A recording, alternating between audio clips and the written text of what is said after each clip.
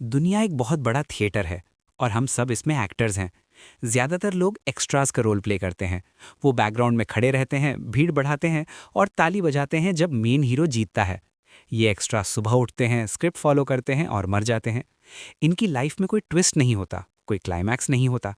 लेकिन इसी थिएटर में कुछ एक्टर्स ऐसे होते हैं जो स्क्रिप्ट फाड़ देते हैं। वो डायरेक्टर यानी सोसाइटी की बात मानने से इनकार कर देते हैं। वो अपना रोल खुद लिखते हैं। इन्हें हम लेजेंड्स कहते हैं। आज हम हिस्ट्री के 4 ऐसे ही स्क्रिप्ट ब्रेकर्स की साइकोलॉजी को डिकोड करेंगे। हम समझेंगे कि कैसे उन्होंने अपनी लाइफ की बोरिंग स्क्रिप्ट को एक एपिक ब्लॉकबस्टर में बदल दिया। आज हम वो डार्क आर्ट सीखेंगे जो स्कूल में नहीं सिखाए जाते। कैसे बेइज्जती को एम्पायर में बदला जाता है और कैसे जीरो से हीरो नहीं बल्कि गॉड बना जाता है। अगर तुम 2026 में एक्स्ट्रा बनकर नहीं रहना चाहते तो कुर्सी की पेटी बांध लो, क्योंकि आज हम मौसम बिगाड़ने वाले हैं। Chapter 1, the art of constructive vengeance, the Lamborghini protocol. हम शुरुआत करेंगे एक ऐसे इमोशन से जिसे सब लोग बुरा मानते हैं, गुस्सा यानी एंगर, और बदला यानी रिवेंज। हमें सिखाया जाता है कि गुस्सा मत करो, शांत रहो। लेकिन हिस्ट्री कहती है कि अगर गुस्से को सही डायरेक्शन मिल जाए तो वो दुनिया बदल सकता है। इटली में एक आदमी था, फेरुशियो लैम्बोर्गिनी। वो ट्रैक्टर्स बनाता था, अमीर था, सक्सेसफुल था। उसके पास उस वक्त की सबसे महंगी गाड़ी थी, फरारी। लेकिन उस फरारी में एक प्रॉब्लम थी, उसका क्लच बार बार खराब हो जाता था। फेरुशियो एक मैकेनिक भी था। उसने क्लच खोलकर देखा और पाया कि फरारी वही क्लच यूज कर रही है जो वो अपने सस्ते ट्रैक्टर्स में यूज करता है। उसे लगा कि ये तो चीटिंग है। वो गुस्से में सीधा एंजो फरारी के पास गया। उसने कहा, एंजो, तुम्हारी गाड़ियां कूड़ा यानी ट्रैश हैं। तुम ट्रैक्टर के पार्ट्स यूज करके लोगों को बेवकूफ बना रहे हो। एंजो फरारी एक घमंडी आदमी था। उसने फेरुशियो को ऊपर से नीचे तक देखा और कहा, तुम एक ट्रैक्टर चलाने वाले किसान हो, तुम्हें सुपर कार्स के बारे में क्या पता? जाओ और अपने खेत में ट्रैक्टर चलाओ। ये बेइज्जती थी, एक चुभने वाली बेइज्जती। एक नॉर्मल इंसान क्या करता? वो फरारी बेच देता या फिर घर आकर रोता। लेकिन फेरुशियो लैम्बोर्गिनी ने उस बेइज्जती को फ्यूल की तरह यूज किया। उसने कहा, ठीक है, अब मैं तुम्हें दिखाऊंगा कि स्पोर्ट्स कार कैसे बनाई जाती है। उसने अपनी ट्रैक्टर कंपनी से पैसा निकाला, बेस्ट इंजीनियर्स को हायर किया और कसम खाई कि वो एक ऐसी गाड़ी बनाएगा जो फरारी से तेज होगी, फरारी से सुंदर होगी और फरारी से बेहतर होगी। कुछ ही सालों में दुनिया के सामने आई लैम्बोर्गिनी म्यूरा, वो गाड़ी जिसने फरारी की बोलती बंद कर दी। आज लैम्बोर्गिनी दुनिया की सबसे डिजायरेबल कार्स में से एक है। क्यों? क्योंकि एक दिन किसी ने एक मैकेनिक की बेइज्जती की थी। The psychological decode. इससे बनता है हमारा पहला law, the art of constructive vengeance. तुम्हारी लाइफ में लोग तुम्हें अंडर एस्टिमेट करेंगे। टीचर्स बोलेंगे तुमसे ना हो पाएगा, रिलेटिव्स बोलेंगे शक्ल देखी है अपनी। उस वक्त तुम्हारे पास 2 रास्ते हैं। रास्ता 1, गुस्सा पियो और डिप्रेशन में चले जाओ, पॉइजन। रास्ता 2, उस गुस्से को एनर्जी में बदलो और इतना बड़ा एम्पायर खड़ा कर दो कि वो लोग तुम्हारी तरफ देखने के लिए भी गर्दन ऊपर करें, पावर। फेरुशियो ने सिखाया कि massive success is the best revenge. सबसे बड़ी सफलता ही सबसे बड़ा बदला है। 2026 में अगर कोई तुम्हें नीचा दिखाए तो लड़ाई मत करना, चुपचाप वहां से चले जाना और वापस तब आना जब तुम्हारा नाम उनकी सोच से बड़ा हो जाए। स्पाइट यानी जिद एक बहुत पावरफुल फ्यूल है, उसे वेस्ट मत करो। Chapter 2, the art of magnetic presence, the Vivekananda effect. दूसरा लॉ उन लोगों के लिए है जो सोचते हैं कि मेरे पास रिसोर्सेज नहीं है, मैं दुनिया कैसे जीतूंगा। चलते हैं 1893 शिकागो, अमेरिका। वहां parliament of the world's religions चल रही थी। दुनिया भर के बड़े बड़े लीडर्स आए थे, सबके पास फंडिंग थी, सपोर्ट था, बड़े नाम थे। इंडिया से एक नौजवान सन्यासी गया था। जेब में पैसे नहीं थे, कई रातें सड़क पर भूखे पेट सोया था। ठंड से कांप रहा था। उसकी पोशाक यानी ड्रेस लोगों को अजीब लग रही थी, एक ऑरेंज चोगा और पगड़ी। जब उसकी बारी आई वो स्टेज पर गया।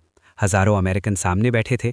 वो एक गुलाम देश से यानी India was under British rule से आया था। लोग एक्सपेक्ट कर रहे थे कि ये कुछ टूटी फूटी इंग्लिश बोलेगा और चला जाएगा। लेकिन उस सन्यासी ने माइक के पास जाकर 5 शब्द बोले, sisters and brothers of America. सिर्फ ये 5 शब्द और पूरा हॉल, 7,000 लोग अपनी कुर्सी से खड़े हो गए। 2 मिनट तक, हाँ पूरे 2 मिनट तक तालियां बजती रहीं। लोगों को समझ नहीं आया कि वो क्यों खड़े हुए। उन्होंने बस एक करंट फील किया, एक पावर फील की। वो सन्यासी थे स्वामी विवेकानंद। उस एक स्पीच ने इंडिया की इमेज बदल दी। जो अमेरिकन्स इंडियंस को सैवेज यानी जंगली समझते थे, वो उनके पैरों में बैठकर ज्ञान लेने लगे। The psychological decode.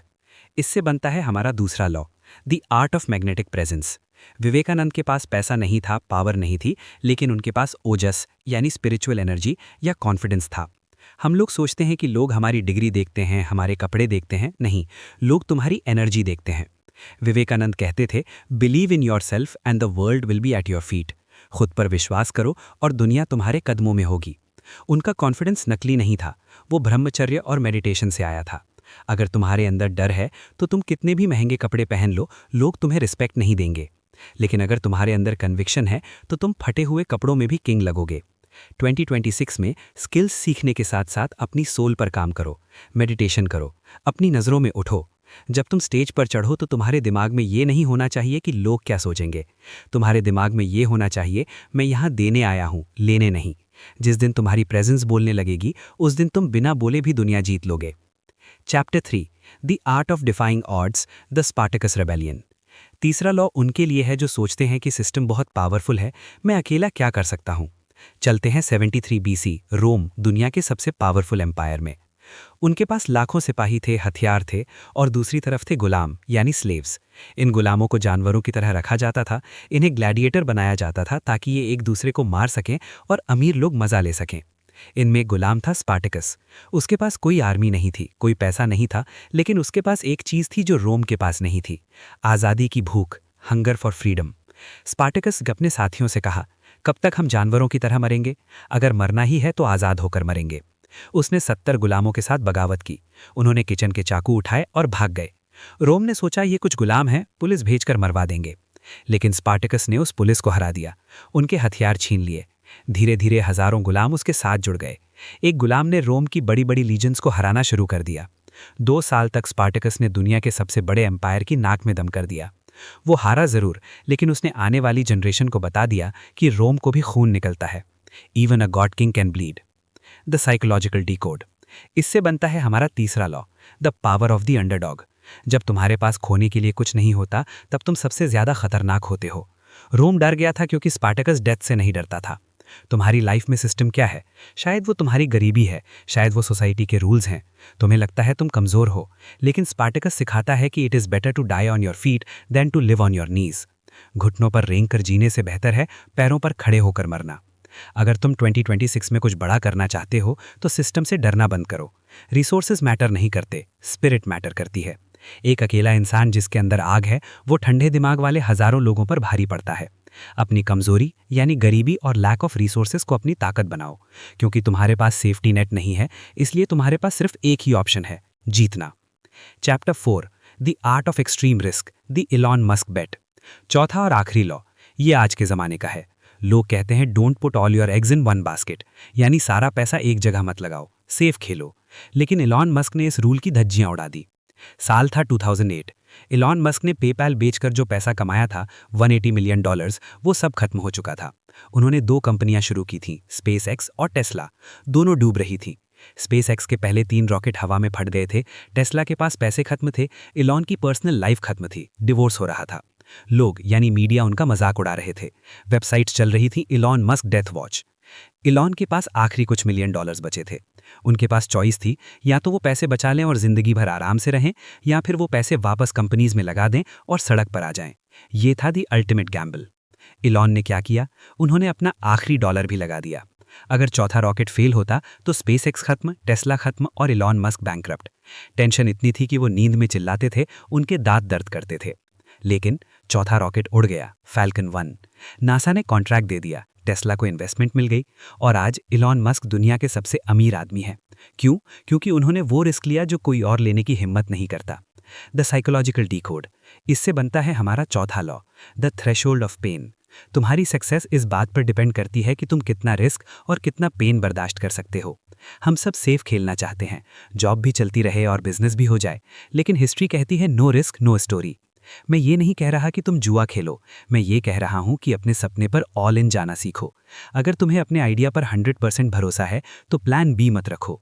Elon Musk ने सिखाया कि जब तुम सेफ्टी को छोड़ देते हो तभी तुम ग्रेटनेस को टच करते हो।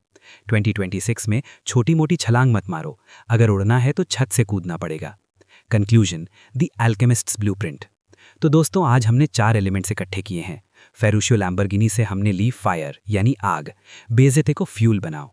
स्वामी विवेकानंद से हमने ली एयर यानी हवा, अपनी प्रेजेंस को मैग्नेटिक बनाओ। स्पार्टकस से हमने ली अर्थ यानी मिट्टी, जमीन से उठो और सिस्टम को हिला दो। एलॉन मस्क से हमने लिया स्पेस यानी आकाश, इम्पॉसिबल रिस्क लो और आसमान छुओ। ये 4 तत्व जब मिलते हैं तब एक आम इंसान एल्केमिस्ट बनता है। दुनिया तुम्हें एक्स्ट्रा बनाना चाहती है। सोसाइटी ने तुम्हारे लिए एक स्क्रिप्ट लिख रखी है, पैसा कमाओ, शादी करो, मर जाओ। क्या तुम वो स्क्रिप्ट फॉलो करोगे या आज अभी उस स्क्रिप्ट को फाड़ कर अपनी कहानी खुद लिखोगे? याद रखना, कलम तुम्हारे हाथ में है। अगला चैप्टर कैसा होगा ये तुम तय करोगे। उठो, एक्शन लो और दुनिया को दिखा दो कि तुम कौन हो। जय हिंद।